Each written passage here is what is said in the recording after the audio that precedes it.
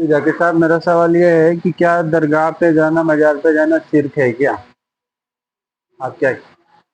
یہ میں صرف اتنی باتیں جانتا ہوں جتنا اللہ تعالیٰ نے مجھے علم دیا ہے. میں اس سے زیادہ تو میرے پاس علم نہیں ہے. اور قرآن کی ایک آیت میں پہلے پیش کر دوں جہاں پر اللہ تعالیٰ اپنے بندوں سے کچھ یوں فرماتا ہے جس کا مفہوم یوں ہے کہ انسان کو چاہیے کہ وہ صرف اتنی بات کہے جتنا اللہ نے اس کو علم دیا ہے یا جتنا اس کے پاس علم ہے.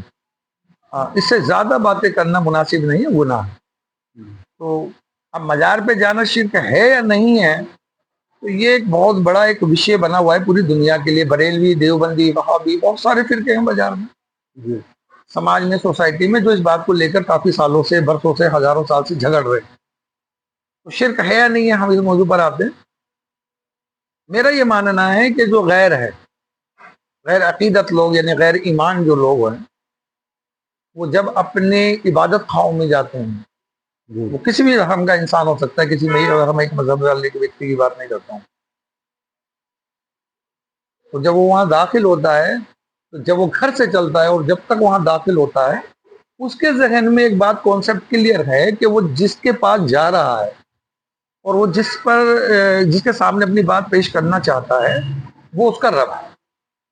اسی نے اس کائنات کو بنایا ہے، اسی نے اس کو کریٹ کیا ہے، اسی کے پاس ساری پاورز ہیں، ساری طاقت ہیں.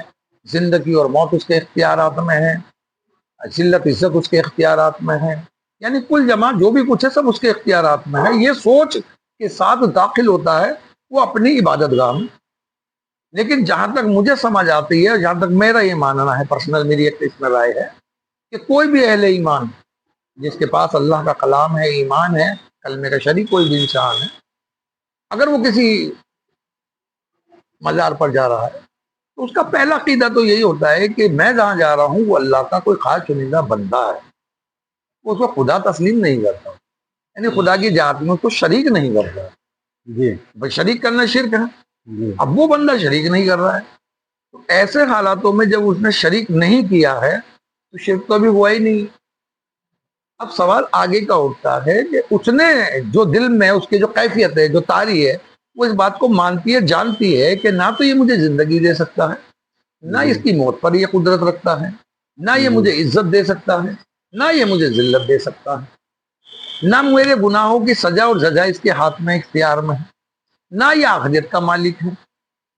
تو کل جمع اس کی ذہن کا یہ کانسیپٹ کلیئر ہے کہ میں جس جگہ پر کھڑا ہوں یا جس جگہ میں پہنچا ہوں، یہ اسی کا بندہ ہے، اسی کی بندگی کرنے والا بندہ ہے جس کو میں بھی خدا مانتا ہوں اور یہ بھی خدا مانتا تھا. یہ کانسیپٹ کلیئر ہے، جانے جی والے کا یہ کانسیپٹ کلیئر ہے، اس میں کوئی کنتو پرنتو نہیں. اب کیا ہوتا ہے، شریعتی اعتبار سے، جو شریعت ہے ہم اس کی بات پر شروع کرتے ہیں. شریعتی اعتبار سے اگر رسول اللہ صلی اللہ علیہ وسلم کسی عمل کو منع فرما دے یا اللہ منع فرما دے اور بندے اگر اس عمل کو کر رہے ہیں دنیا کے اندر، تو وہ گناہ کے کیٹیگری میں آتے ہیں، وہ شرک کی کیٹیگری میں کبھی بھی نہیں آ سکتے.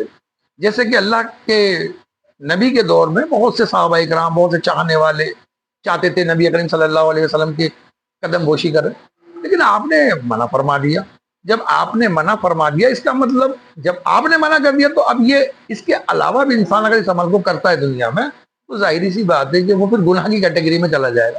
تو ہاں، کچھ لوگ اگر جا کے سجدہ ریز ہوتے ہیں، ان کی نیت کیا ہے، کانسیپٹ کیا ہے، وہ اللہ عالم، اللہ جانتا ہے قلبوں کے حال، تو وہ گناہ کی کیٹیگری میں آپ اس کو داخل کر سکتے ہیں. اور شرک کی کیٹیگری ابھی وہ آئی نہیں ہے، کیونکہ اس نے اپنے ذہن میں اس کو خدا تسلیم نہیں کیا. جب وہ اس بات پر ایمان لے آئے گا کہ سب چیز پر یہ قادر ہے، مجھے کاروبار کو یہ بڑھا سکتا ہے، گھٹا سکتا ہے، جی ہر چیز پر یہ قدرت رکھتا ہے، تو پھر آپ شرک کر رہے ہو.